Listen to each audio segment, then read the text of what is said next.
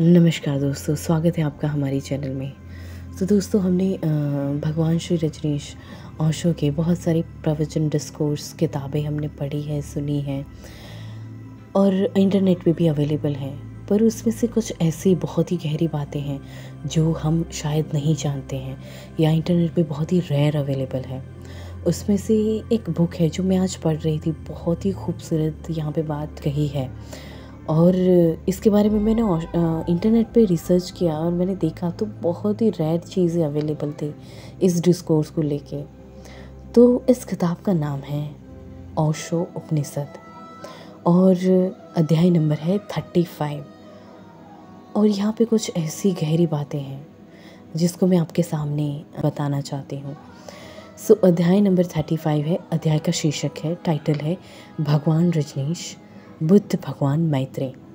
ये किताब, ये डिस्कोर्स 23 सितंबर 1986 को कहा था। हालांकि ये जो किताब है वो अंग्रेज़ी में है।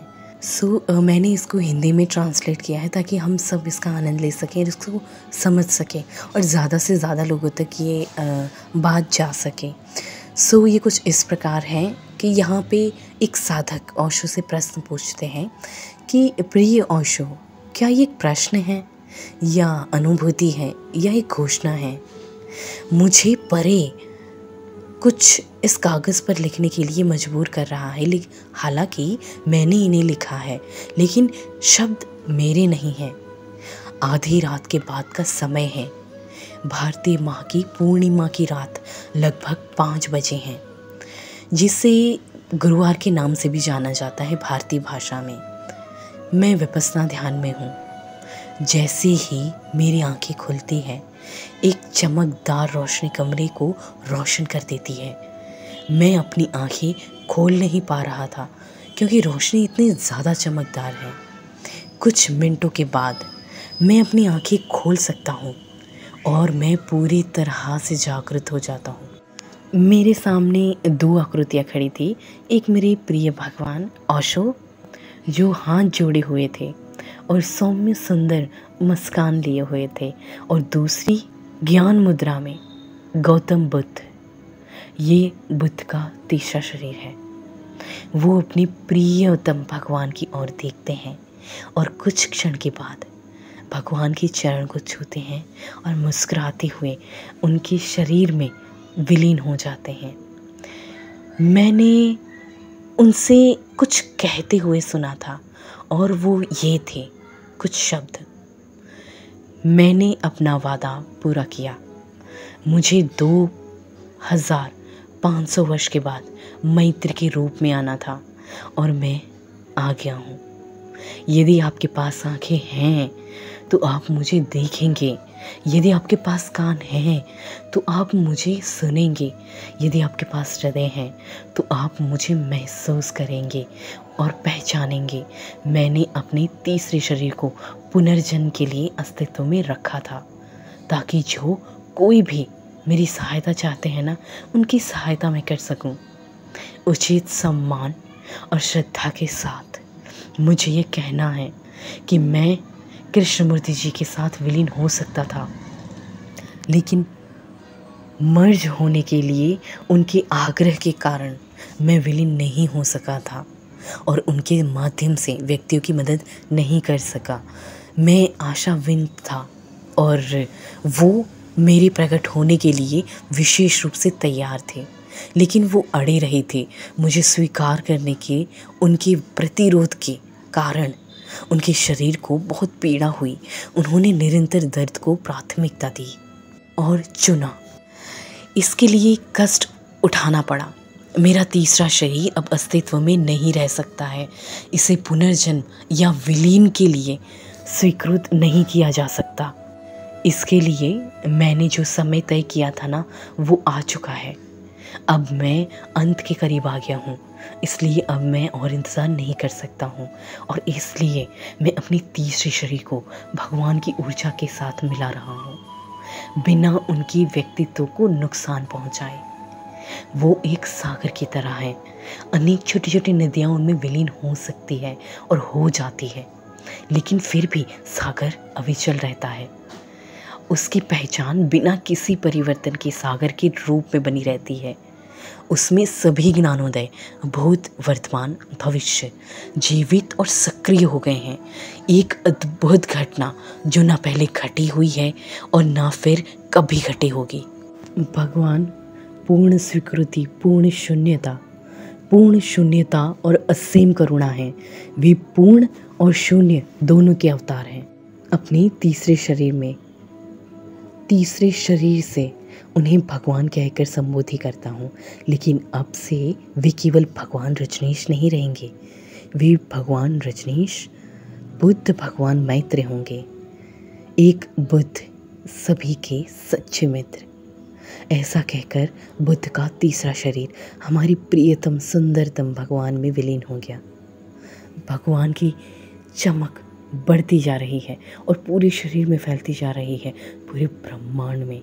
मुझे करमापा लामा की भविष्यवाणी याद आ गई यहाँ पे, जिन्होंने इस घटना की भविष्यवाणी की थी, लेकिन मुझसे कहा था कि जब तक ये घटना घटित ना हो जाए ना, तब तक इसके बारे में बात ना करूं। अब ये घटित हो चुका है और फूल बरस चुके हैं। अंततः ये सबको ज्ञात हो जाए, छतों से ये घोषणा हो जाए कि भगवान रजनीश, बुद्ध भगवान मैत्र यहाँ है। बुद्ध ने अपना वचन पूरा कर दिया है। प्रकाश मंद पड़ रहा था। पूर्णिमा अपनी शीतल शांत लुप्त होती रोशनी के साथ पश्चिम में धीरे धीरे अस्त हो रही थी और पूर्व में नया सूर्य एक हल्के नारंगी रंग की चमक के साथ उदय हो रहा था। चुपचाप एक नया दिन लेकर के आ रहा था और उसके साथ एक नई यात्रा। प्रिय सुंदर भगवान एक सौम्य मुस्कान और हाथ जोड़कर धीरे धीरे अदृश्य हो गए और मुझे उस सौम्य सुबह की रोशनी में एक भरे हुए दिल के साथ छोड़ गए। कृतज्ञता और आंसू से भरी आंखें। प्रिय ओशो, मैं आपको नमन करता हूँ तथा संसार को ये घोषणा करता हूँ कि भगवान रजनीश, बुद्ध मैत्र यहाँ हैं और तथा उन पर पुष्प वर्षा हुई।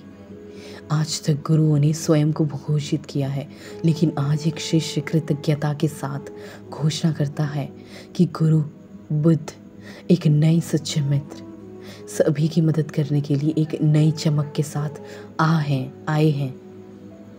प्रिय ओशो, मेरे पास देने को तो कुछ भी नहीं है, लेकिन एक फूल भी नहीं है, और फिर भी मैं सब कुछ अर्पित करता हूँ। इस प्रकार कुछ दिया जाता है और कुछ लिया जाता है। हे प्रिय सन्यासीगण, भक्तगण और मित्रगण जो उपस्थित हैं यहाँ, वे धन्य लोग हैं जो इस घोषणा को सुनेंगे और इस अनोखी घटना के साक्षी बनेंगे। हे सन्यासी, आनंद मनाओ, जश्न मनाओ और गाओ, बुद्धम शरणम गच्छामि, संघम शरणम गच्छामि, धम्मम शरणम गच्छामि। प्रिय ओशो, मैं आपको ये लिखने में अनिच्छुक था, लेकिन कुछ अज्ञात बातें मुझे आपको लिखने के लिए मजबूर कर रही थी। मुझे नहीं पता है कि क्या है, करना है या नहीं करने का अधिकार है। क्या आप कृपया इस घटना पे कोई टिप्पणी करेंगे? फिर ओशो जवाब देते हैं कि गौतम, सिद्धार्थ, ये कोई प्रश्न नहीं है, ये एक अनुभूति है और ये एक घोषणा है। आपने जो कुछ भी अनुभव किया है ना, वो कोई सपना नहीं था। हो सकता है कि आपका पूरा जीवन एक सपना रहा हो, लेकिन ये अनुभव पूर्णतः वास्तविक है। इसलिए आपको लगा कि कोई अज्ञात शक्ति आपको इसे घोषित करने के लिए बाध्य कर रही है ना? आपको इसे घोषित करना ही था। सत्य को छिपाना असंभव है।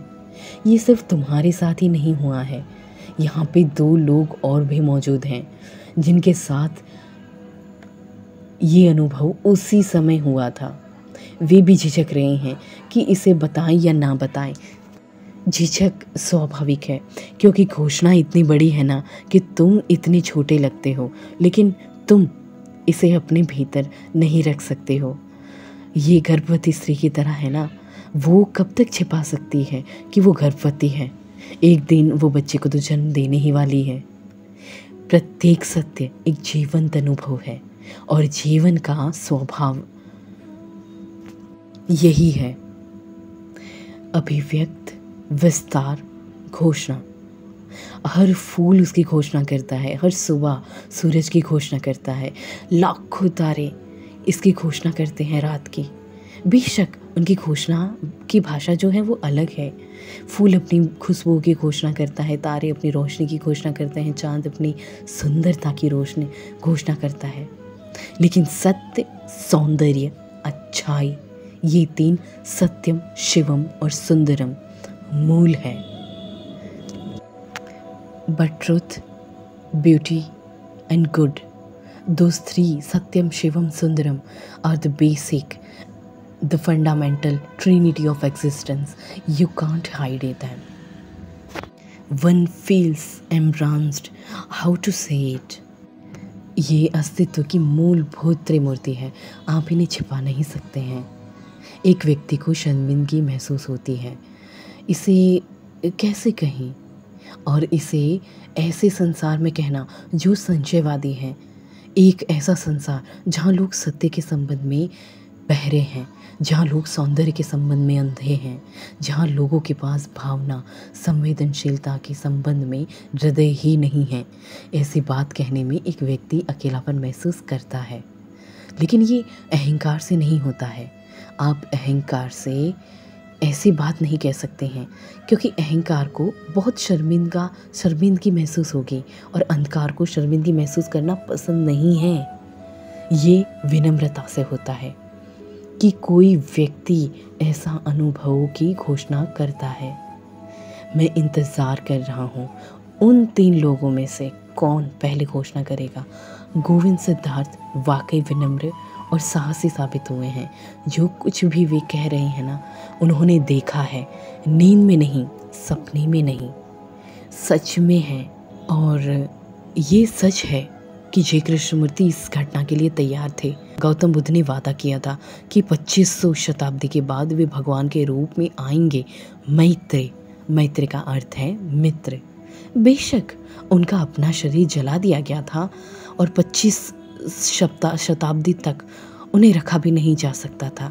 तब ये तकनीक विकसित नहीं होती ना, शरीर को संभव नहीं था रखना ज़्यादा देर तक। लेकिन गौतम बुद्ध को एक बिल्कुल अलग तरह की तकनीक का इस्तेमाल करना पड़ा। वैज्ञानिक नहीं, बल्कि रहस्यमय। भौतिक शरीर तो मर गया था, लेकिन इस शरीर के भीतर दूसरे शरीर भी हैं जो मरते नहीं हैं, और वे अपनी तीसरे शरीर के साथ जिए हैं। वे गर्भ से पैदा नहीं होते हैं। ये असंभव है। ये चीज़ प्रकृति के विरुद्ध है। एक बार जब आप प्रबुद्ध हो जाते हैं ना, तो आप प्राकृतिक प्रक्रिया के माध्यम से, गर्भ के माध्यम से पैदा नहीं हो सकते हैं।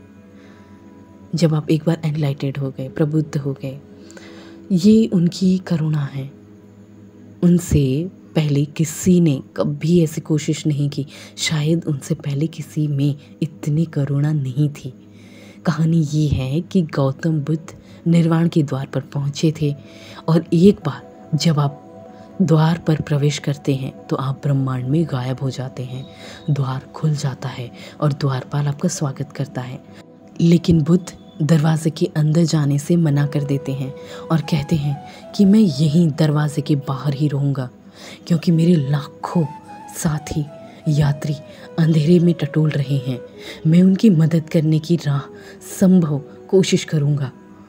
जब तक सभी जीवित प्राणी दरवाजे से नहीं गुजर जाते ना, मैं इंतज़ार करूँगा। मैं आखिरी व्यक्ति रहूँगा।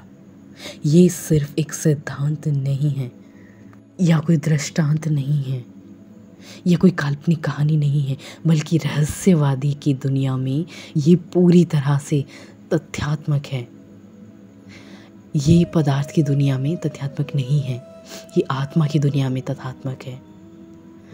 जो जय कृष्णमूर्ति को बहुत ही विद्वानों ने तैयार किया था, जिन्होंने सभी ग्रंथों में, जैसे कि तिब्बत, चीन, जापान, भारत, बुद्ध का ये वादा पाया था ना कि 2500 वर्ष के बाद वो वापस आएंगे। मैं एक रास्ता खोज लेता हूँ, उन्होंने कहा। मैं गर्भ से नहीं आ सकता हूँ, लेकिन मैं एक जीवित व्यक्ति में प्रवेश करता हूँ। अपनी आत्मा को उनकी आत्मा के साथ मिला सकता हूँ। जब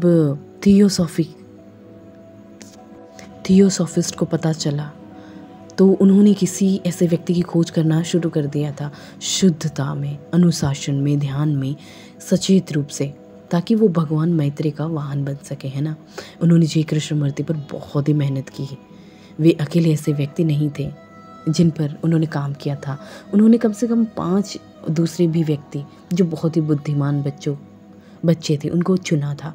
उन्होंने उन सभी 5 पर काम किया था। उन 5 में से एक नित्यानंद भी थे, जो जी कृष्णमूर्ति के बड़े भाई हैं। उनकी मृत्यु हो गई। उनकी मृत्यु अत्यंतिक कठोर अनुशासन के कारण ही हुई थी। वे बहुत ही बुद्धिमान थे। वे एक महान वैज्ञानिक थे, एक महान दार्शनिक बन सके थे, लेकिन वे एक महान रहस्यवादी नहीं बन सके थे, और शायद गौतम बुद्ध के वाहन भी नहीं बन सके। उन 5 को प्रशिक्षित किया गया था, और जब नित्यानंद की मृत्यु हुई ना, तो चारों को धीरे धीरे यह स्पष्ट हो गया था कि कृष्णमूर्ति उन 4 में से सर्वश्रेष्ठ हैं। एक थे राम गोपाल, जिन्हें जी कृष्णमूर्ति का निजी सचिव बनाया था, और उन्होंने जी कृष्णमूर्ति को धोखा दिया था, क्योंकि वे अपने पूरे जीवन में उस क्रोध को, आक्रोश को अपने साथ ही लेकर के चल रहे थे। उन्हें इसी उद्देश्य से चुना गया था ना, और अंत में उन्हें सिर्फ निजी सचिव बना दिया गया था। तो वो बहुत ही क्रोधित थे, क्योंकि सिर्फ उनको एक सेक्रेटरी की तरह बना दिया गया था, और वो नाराज़ थे। लेकिन उन्होंने इसे प्रदर्शित नहीं किया था। वो कृष्णमूर्ति के लिए बनाए गए जो संगठन थे ना, उनकी सभी संपत्तियों के प्रबंध ट्रस्टी थे। उनका नाम था the star of the east. जी कृष्णमूर्ति की सभी पुस्तक की जो रॉयल्टी है ना, वो राम गोपाल को ही जाती है। और अभी 5 साल पहले उन्होंने जी कृष्णमूर्ति से कहा कि आपको संगठन, धन या पुस्तक या रॉयल्टी में कोई लेना देना नहीं है। 85 वर्ष की आयु में जी कृष्णमूर्ति एबीसी से फिर से शुरुआत उन्होंने की। पहले से राम गोपाल नाम की इस व्यक्ति में बहुत धैर्य रहा होगा, क्योंकि 60 साल तक उसने अपने अंदर आक्रोश को दबाए रखा था, सही समय का इंतज़ार किया। और जब जी कृष्णमूर्ति इतने बूढ़े हो गए ना कि वे कुछ भी नहीं करने को सक्षम थे, उस पल उन्होंने उनको छोड़ दिया। उसने कृष्णमूर्ति फाउंडेशन की सारी संपत्ति छीन ली, और फाउंडेशन के वो प्रमुख भी बन गए। और कृष्णमूर्ति 85 इयर्स की आयु में मात्र एक भिखारी बनकर रह गए थे। एक और लड़का था जो बहुत ही प्रशिक्षित था, उनको भी इस तरीके से ही ट्रेन किया गया था। वो जर्मन का था। ये देखकर कि उसे चुना नहीं जा सकता है ना, उससे जर्मन की तरह ही व्यवहार किया। फिर उसने एक नया संगठन बनाया और थियोसॉफिस्ट आंदोलन के खिलाफ विद्रोह शुरू कर दिया। आंदोलन में फूट पैदा हो गई, और थियोसॉफिकल सोसाइटी का जर्मन खंड का एक अलग पार्टी बन गया। वो प्रवक्ता बन गया और इसका नेता भी बन गया। उम्मीद है कि वो जी कृष्णमूर्ति के साथ प्रतिस्पर्धा करेगा ही। ये बिल्कुल भी नहीं समझेगा कि ये मामला प्रतिस्पर्धा का नहीं है। जी कृष्णमूर्ति स्वयं वर्षों की प्रशिक्षण और अनुशासन के बाद शुद्ध होने के बजाय, सही मार्ग पर चलने के बजाय, वे उन सभी सरगना को प्रति घृणा से भरे हुए उन्हें यातना दे रहे थे, उन्हें उपवास करने के लिए कह रहे थे। जी कृष्णमूर्ति को जो लोग उनको तैयार कर रहे थे ना, उन्हें सुबह 3 बजे जल्दी उठाया जाता था और 3 बजे ठंडे पानी से स्नान कराया जाता रहा, सभी अच्छे इरादों के साथ। लेकिन उन्होंने कभी इस तथ्य को नहीं समझा था। आप किसी को गौतम बुद्ध नहीं बना सकते हैं। ये कोई टीचिंग का सवाल नहीं है, प्रशिक्षण का सवाल नहीं है। इरादे चाहिए, कितने भी अच्छे हों, परिणाम विनाशकारी ही होते हैं। जब जी कृष्णमूर्ति 25 वर्ष के हुए ना, तो थियोसॉफिकल आंदोलन के प्रमुख नेता जो थे हॉलैंड में इकट्ठा किया गया था, जहाँ जी कृष्णमूर्ति ये घोषणा करने वाले थे कि गौतम बुद्ध उनमें प्रवेश हो गए हैं और वे विश्वगुरु बन जाए, है ना।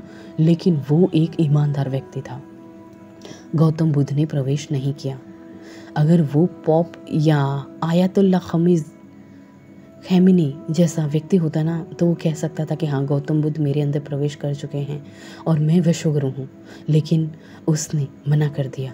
उसने कहा कि नहीं, गौतम बुद्ध मेरे अंदर प्रवेश कर चुके हैं और मैं नहीं कर चुकी, और मैं विश्वगुरु नहीं हूँ। इतना ही नहीं, मैं बिल्कुल भी शिक्षित नहीं बनने जा रहा उनकी तरह। ये आंदोलन के 6000 नेता के लिए बहुत बड़ा झटका था, पूरी दुनिया के लिए। इस पर यकीन नहीं हुआ। उन्होंने इस आदमी को तैयार किया, उन्होंने इस आदमी के लिए अदालतों में लड़ाई की, है ना। उन्होंने उसे बेहतरीन शिक्षा दी और हर संभव कोशिश की। उसने कभी ये संकेत नहीं दिया था कि ये अनुच्छिक है। आखिर के क्षण में जब वो बड़ा हुआ ना, उसने घोषणा की कि मैं संगठन the star of the east को मैं भंग करता हूँ, मैं विश्वगुरु नहीं हूँ। ये एक प्रतिक्रिया थी। आप किसी को स्वर्ग में जाने के लिए मजबूर नहीं कर सकते हैं। एक मजबूर स्वर्ग नर्क बन जाएगा, क्योंकि स्वतंत्रता का मूल तथ्य ही गायब हो गया है यहाँ पे। गौतम बुद्ध का तीसरा शरीर विश्व भर में घूम रहा है, ताकि कोई ऐसा व्यक्ति मिल जाए जो वाहन बन सके, ताकि 25 शताब्दी से पहले उन्होंने जो कुछ भी कहा था ना, उसे अध्ययन किया जा सके, पुनर्जीवित किया जा सके, तथा आधुनिक मनुष्य के लिए उपयुक्त बनाया जा सके, उस नए मनुष्य के लिए जो जन्म लेने वाला है। 25 शताब्दियों में इतनी धूल जम गई है ना, कि जब तक कुछ बिल्कुल नया शुरू नहीं किया जा सकता है। अब लाखों बुद्ध हैं, हजारों महान बौद्ध भिक्षु हैं। ये बिल्कुल बेतुका लगा है कि वो इन लोगों में से कोई वाहन नहीं चुना। गौतम बुद्ध ने दलाई लामा या किसी महान बौद्ध भिक्षु विद्वान को चुनना स्वाभाविक और तार्किक होगा। लेकिन आपको याद रखना होगा, ये मेरा एक बुनियादी जोर है कि इन लोगों को चुना नहीं जा सकता, क्योंकि वे अभी भी 25 शताब्दी पहले के बुद्ध में ही चिपके हुए हैं। उन्हें वाहन के रूप में चुनना बिल्कुल ही व्यर्थ है। वे यदि दोहराते रहेंगे, वे यही वापस से दोहराते रहेंगे। मैं गौतम बुद्ध से उतना ही प्रेम करता हूँ जितना मैं किसी अन्य गुरु से नहीं किया। मैंने उतना प्रेम करता हूँ, लेकिन मेरा प्रेम अंधा नहीं है। मैंने उनकी यथासंभव कठोर संभव आलोचना की है। मैंने उनकी प्रशंसा तब तक ही की है जब तक मैंने पाया है कि वो सही है। आज के लिए सही है, कल के लिए सही है, आने वाली नई मानवता के लिए सही है। और मैंने उनकी कठोर आलोचना तब तक भी की है जब तक मैंने पाया है कि 2500 शताब्दी पुराने हैं। वो अभी भी संस्कारे सड़े विचारों से ढो रही है, जो नई मनुष्य के लिए किसी काम की अब नहीं रही है, बल्कि एक बड़ी बाधा बन गई है उनकी जो भी पुरानी टीचिंग्स है। गोविंद सिद्धार्थ ने जो कुछ देखा है, उसे देखकर वे अवश्य ही हैरान होंगे, क्योंकि मैं ऐसा प्रतीत होता है कि वो अंतिम व्यक्ति थे जिन्हें गौतम बुद्ध ने वाहन के रूप में चुना था। लेकिन गौतम बुद्ध की खूबसूरती यही है कि वे समझते हैं कि संदेश वर्तमान और भविष्य के लिए होना चाहिए। उन्हें एक बिल्कुल नए व्यक्ति की ज़रूरत थी, किसी पुरानी परंपरा या अनासक्त या जिसके लिए परंपरा भी शामिल है। एक ऐसा व्यक्ति जो बिल्कुल अपरंपरागत है, अपरंपरागत हो, आज का आदमी हो, आज के गुलाब के जितना ताज़ा। भले ही वो आदमी कई बार पुराने बुद्ध की शिक्षा के खिलाफ जाता हो। मैं इसे इस साधारण कारण से घोषित नहीं करने जा रहा था कि तब ये कठिन हो जाएगा, है ना। मुझे बूढ़े आदमी की आलोचना करने का कोई मौका नहीं मिला, इसलिए मैं पूरी तरह से अलग थलग रहा था, ताकि मेरी स्वतंत्रता, मेरी आज़ादी किसी भी तरह से बाधित न हो। मेरा अपना संदेश है। अगर गौतम बुद्ध को लगता है कि मेरे संदेश में उनके संदेश के तथ्य भी हैं, या तत्व मिलते हैं तो ये उनकी मर्ज़ी है। ये मेरे लिए कोई बोझ नहीं है। मैं भविष्य में जब भी कुछ ऐसा पाऊंगा ना जो मानव विकास के लिए सही नहीं है तो मैं उसकी आलोचना करता हूँ। लेकिन गोविंद सिद्धार्थ की मुश्किल ये है कि वे इसे गुप्त नहीं रख सकते थे। दुनिया में सबसे कठिन कामों में से एक है कि रहस्यमय रखना चीज़ों को, और वो भी इतना रहस्य। लेकिन मैं बिल्कुल वैसा नहीं रहूँगा जैसा मैं हूँ। नहीं, लेकिन मैं बिल्कुल वैसा ही रहूँगा जैसा मैं हूँ। कोई समझौता नहीं है। गौतम बुद्ध और अतीत के सभी गुरु मुझे अपना वाहन बना सकते हैं, लेकिन मैं किसी भी तरह का प्रदूषण नहीं होने दूंगा। मेरा संदेश मेरा ही रहेगा। हाँ, वे ऐसा कर सकते हैं। और गोविंद सिद्धार्थ ने सही कहा है, नदी सागर में गिर सकती है, हजारों नदियाँ सागर में मिल सकती है, वे सागर को मीठा नहीं बना सकती, वो स्वयं खारी हो जाती है। गौतम बुद्ध ने मुझे अपना वाहन इसलिए चुना क्योंकि अब इसके लिए अपनी तीसरे शरीर में रहना मुश्किल हो गया था। 2500 शताब्दी बीत चुकी थी, बल्कि कुछ और भी साल बीत चुके हैं। उन्होंने चुनना था, लेकिन उन्होंने एक ऐसे व्यक्ति को चुना है जिसका अपना संदेश है। अगर ये उनके मूल तत्व से मेल खाता है तो ये निश्चित रूप से सुंदर होगा। लेकिन अगर ये मेल नहीं खाता है ना, तो मैं उनके साथ पहले की तरह ही कठोर व्यवहार करने जा रहा हूँ। इससे कोई फ़र्क नहीं पड़ेगा। मैं उनकी आवाज़ नहीं बनूंगा, मैं अपनी आवाज़ बनूंगा। लेकिन गोविंद सिद्धार्थ ने जो देखा है ये एक अद्भुत अनुभव है, एक महान अनुभव है। यहाँ 2 और भी लोग मौजूद हैं। अगर वे हिम्मत जुटा लेना तो उनके सवाल आते ही रहेंगे। अगर वे हिम्मत नहीं जुटा पाते हैं तो उनके ऊपर हमेशा एक रहस्य का बोझ बना रहेगा। उसे सामने लाना और उससे मुक्त होना बेहतर है। और वे भी वो खुले में हैं, वैसे भी वो खुले में हैं। गोविंद सिद्धार्थ ने करीब 99.9% काम कर ही दिया है। आपके लिए कुछ भी नहीं बचा है। अब जो कोई भी मेरे करीब रहा है ना, उसने कई बार महसूस किया है कि मैं अपने विचारों को स्पष्ट करने के लिए गौतम बुद्ध, उनके जीवन, उनकी कहानियों को किसी और की तुलना में अधिक लाता हूँ। गौतम बुद्ध मेरे बहुत करीब हैं। अंतर 2500 शताब्दी का नहीं है, शायद केवल 25 सेंटीमीटर का है, लेकिन अंतर है। मैं समझौता करने वाला व्यक्ति नहीं हूँ। मैं गौतम बुद्ध से भी समझौता नहीं करूँगा। लेकिन जो भी परम सत्य है ना, वो किसी का नहीं है, ना गौतम बुद्ध का है ना मेरा है। केवल गैर ज़रूरी चीज़ें अलग है, ज़रूरी हमेशा एक ही है। और मेरा प्रयास यही है कि सभी गैर ज़रूरी चीज़ों को काट कर आपको केवल शुद्ध ज़रूरी संदेश दिया जाए, क्योंकि भविष्य में केवल ज़रूरी धर्म ही बचेगा। गैर ज़रूरी कर्मकांड सभी खत्म हो जाएंगे। इस सदी में के समाप्त होने पर दुनिया में धार्मिकता तो होगी, लेकिन धर्म नहीं होगा। शायद उसने सही आदमी को चुना है और उन्होंने गौतम सिद्धार्थ के रूप में एक सही व्यक्ति को इस तथ्य की घोषणा करने के लिए चुना है। मैं इसे घोषित नहीं करने वाला था, क्योंकि मेरी ओर से घोषणा करने से एक निश्चित समझौता होता, जैसे कि मैं किसी और के संदेश का माध्यम बन रहा हूँ। मैं किसी का वाहन नहीं हूँ। वास्तव में मेरा संदेश और गौतम बुद्ध का संदेश लगभग समांतर है।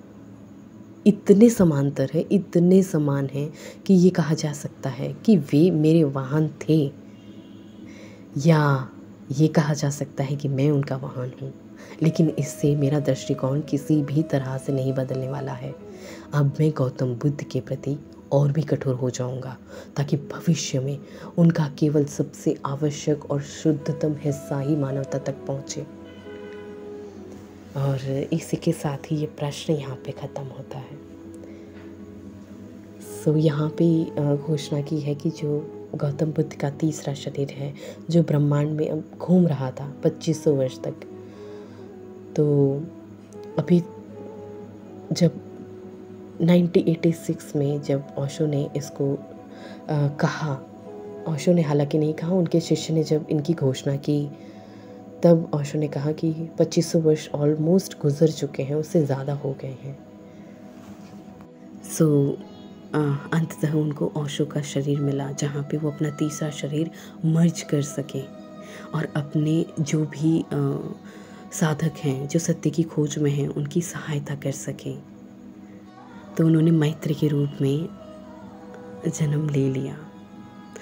सो इसी के साथ ये सवाल ख़त्म होता है। इसके बाद वाला सवाल भी काफ़ी महत्वपूर्ण है। वो है कि गुरु शिष्य को धार्मिक जीवन जीने में कैसे मदद कर सकता है, पर वो हम इसके बाद की वीडियो में देखेंगे। ये जो वाला सेक्शन है वो मुझे आपसे शेयर करना था, इसलिए मैंने इस ऑडियो को आप तक पहुंचाने की कोशिश की है। अभी तक मुझे इतने प्रेमपूर्ण और इतने ध्यान से सुनने के लिए धन्यवाद।